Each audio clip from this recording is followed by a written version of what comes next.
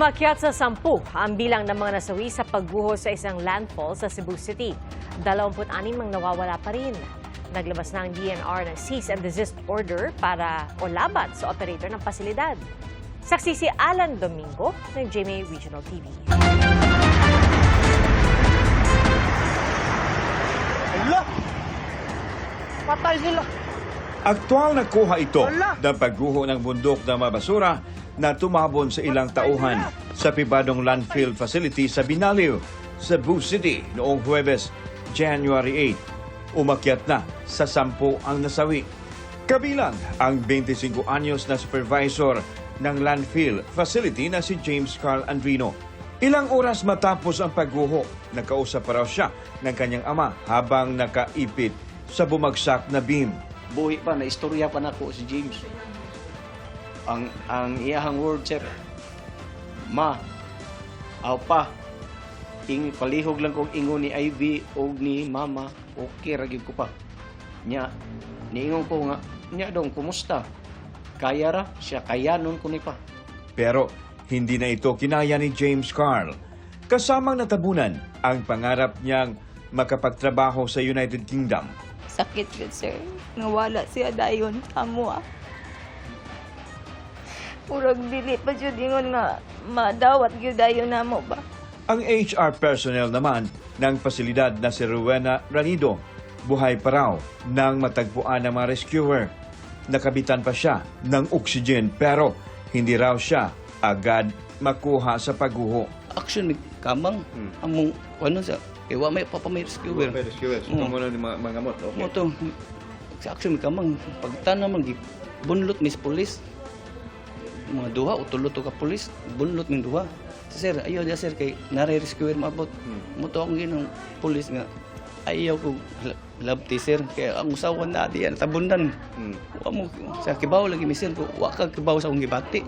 Nasawi rin si Rowena habang hinahanap pa ang kapatid niyang si Lloyd Ople na nagtatrabaho rin sa lugar.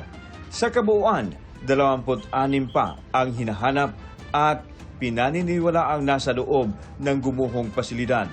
Ayon kay Cebu City Mayor Nestor Archival, maingat ang ginagawa ng mga rescuer para makuha ang mga natabunan ng pagguho. May signs of life pa rin daw kaya search and rescue operation pa rin ang ginagawa ng mga otoridad. That 72 hours have lapsed already, but we're hoping that we still have people who are alive. So that's why we continue to be on this rescue operation. Sa isang pahayag, nagpahayag ng pakikiramay ang DENR Central Visayas sa mga napiktuhan ng trahedya. Iniimbestigahan na raw nila ang insidente para matukoy ang sanhi nito at ang mga dapat mapanagot. Naglabas na rin sila ng cease and desist order laban sa operator ng landfill na Prime Integrated Waste Solutions Incorporated. Kasama sa kanilang tinitingnan ay kung compliant sa environmental laws ang pasilidad. Wala pang bagong pahayag ang operator ng landfill pero sa naunang pahayag, sinabi nitong nakikipag-ugnayan sila sa gobyerno para tulungan ang mga apektado. Sinuspindi na rin nila ang kanilang operasyon. Prioridad daw nila ang kaligtasan ng kanilang mga empleyado.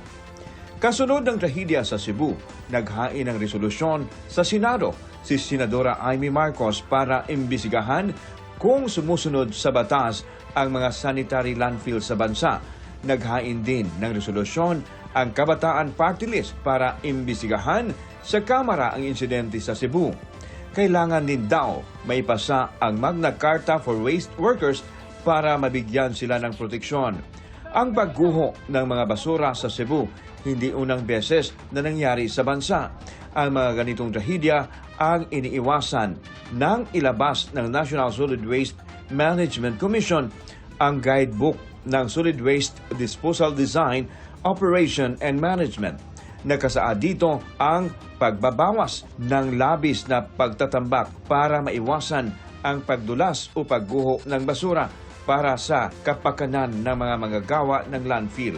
Sa pagpili pa lang ng gagawing landfill, dapat iwasan ang mga lugar na madalas tamaan ng sakuna gaya ng baha o landslide.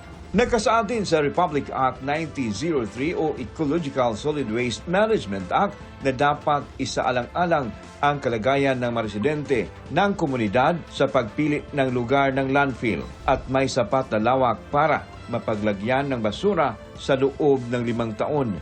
Sa pagpapatakbo naman, dapat may tala ng bigat o dami ng basurang tinatanggap ng isang landfill na aprobado ng Department of Environment and Natural Resources. Para sa GMA Integrated News, ako si Alan Domingo ng GMA Regional TV, ang inyong saksi. Mga kapuso, maging una sa saksi. Mag-subscribe sa GMA Integrated News sa YouTube para sa iba't ibang balita.